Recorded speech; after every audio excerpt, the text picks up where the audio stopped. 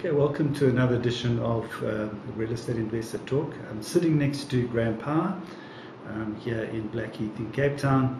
He's the chairman of the Power Group, which is a big property development company that has delivered property developments, civils, roads, bridges, and a number of developments throughout South Africa, and certainly one of the bigger developers. So Graham, just tell us a little bit about your journey. I'm now going to swing the camera over to you because I think you've done some incredible things, in particular to the landscape of Cape Town and also a lot of part of South Africa. Maybe just share us a little bit about your journey, where it started, just briefly, and some of the experiences that you've got up along the way. Thank you, Neil. It's a privilege to be chatting with you and to the real estate investor congregation out there. Thank you for the privilege of being able to share with you. Yeah. I grew up in a fairly poor environment with 5 children in a family, a father who was a motor mechanic coming out of the Second World War. And from there it was a matter of my mother going to work each day on a thick wheel bicycle so that each of our kids could at least have one pair of shoes. Right. And my bicycle that I eventually got had many coats of painting, as it had been handed down over the years through the family. And so it's been an interesting walk, and probably because we had so little, I do appreciate the small things in life. And I started off my working career as a trainee surveyor with Savage & Lovemore, which is today known as Group 5 Roads. Right. I worked for them for 9.5 years, and then started my own business in 1983. So early in 2013 we will be 30 years old, and it's been an exciting walk. Having started with a small second-hand bucky, a pickup, and very little staff, and my wife doing the books and my doing tendering at night, and then during the day out there trying to get the jobs done, and progressively having a number of the key leaders that I'd worked with at Savage & Lovemore join me with time. So today we employ 1,600 people, and probably another 1,000 in the way of subcontractors. We operate across South Africa. We're looking at various parts of Africa, and so we've had the privilege of seeing Cape Town and the Eastern Cape and Gauteng, where we're probably now doing close to 50% of our turnover in Gauteng, and have been involved in seeing a lot of upliftment. A lot of people that have lived in squatter shacks now getting their first home, their only home they've ever owned, to the other end of the market, where we've had the privilege of being involved with development of Thiessen Island in Knysna, which has really been quite a highlight for me. Taking an island, putting a few kilometers of canals through it, and then seeing a really upmarket development with the commercial and the homes that are there. So it's been an exciting time, and I want to thank you. No, absolute pleasure. It's been a privilege to chat with you and to share with your viewers. Tell us a little bit about more of your other initiatives, and one of them being obviously this unashamedly ethical, because it's kind of something which has really sort of taken traction, and I think it's something which I think should be shared out there with various businesses, particularly in the property game. Yeah, thank you. Yeah, the concern that I think many of us have about our country is not only about politics and so forth, but specifically about this thing in Africa, about ethics and values, and especially about corruption and collusion. And it's been really hectic to see over the last number of years how the rating of South Africa has dropped radically in the international corruption barometer. Right. Now, a thing called Transparency International does a monitor each year to see or does a survey each year to monitor about corruption around the world.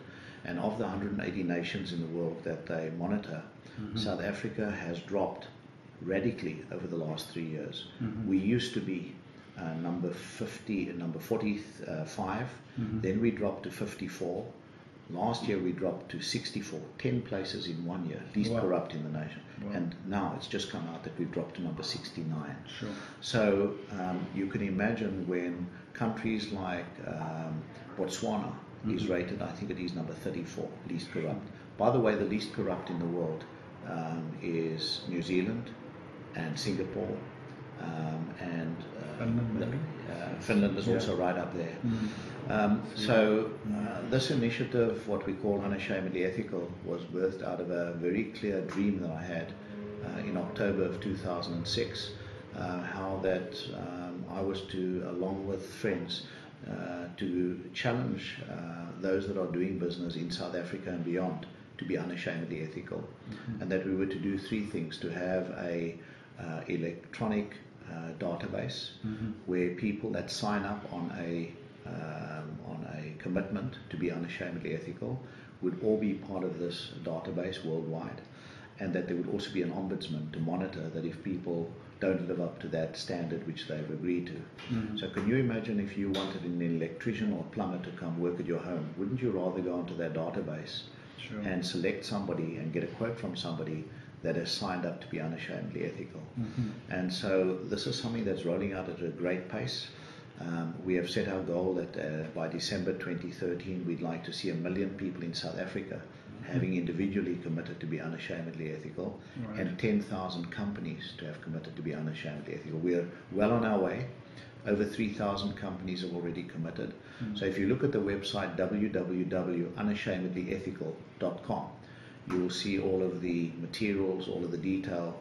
There's no cost involved. It really is a wonderful opportunity for people to say, I want to make a stand against this cancer of corruption that's rolling out across South Africa, Africa, and around the world.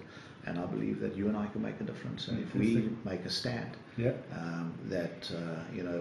think about the tipping point, and whether that is 3 or 4 or 5% of the people in this nation that say we're going to do things on an ethical basis, I believe we're going to see a serious change. Fantastic. Positive change that will come around. Well, that is positive. I mean, just in closing, Graham, maybe, it's tough out there at the moment in the economy. Do you want to leave some words of optimism, some wisdom to, investors, to property people out there? Can you just maybe leave us with some lasting thoughts on that particular area? I remember when I was 21 years old, just starting out my working career, chatting with a Jewish gentleman, and I asked him for some advice for a young person starting out. And it was interesting. He said to me, Graham, remember that God made one earth, and every day makes more and more people. And therefore, believe me, earth, land, property will always become more valuable. Now, of course, in the economic bubble that's just burst in the last few years, many people have been caught with debt and having overextended themselves on property. That would be, to me, the one key thing. And I speak to myself here when I say, let's ensure that we get out of debt. Secondly, let's not overextend ourselves so that the banks basically control your life. But I do believe that property and land will always, on any long term, 10 plus years, will always be a great investment. I am excited about living in South Africa. I believe that this rainbow nation, that the rainbow has not disappeared, and that God has a special plan for South Africa, and that we will be and are a gateway into Africa. We have a great infrastructure, we have a great country, we have a great peoples, and I believe that South Africa, regardless of some of the short-term concerns, that we will not become a Zimbabwe, and that we will be a key leader, and that Africa is looking to us to play our rightful role. So from my side, I want to wish you well. I really want to trust and pray that God will continue to keep his hand of blessing over South Africa, over our economy, over our leaders, political, business, and other leaders. And I'm excited. And I think as long as you and I continue to believe in ourselves, work hard, and ensure that we are leading a clean life, an ethical life, I believe that we will see the positive results. Thanks and bless you. Graham, thanks very much. I really appreciate it. I think there's a lot of good message out there, and I just want to thank you again for giving me the opportunity to interview you. Thank you. I appreciate it. Thank you. Absolute pleasure.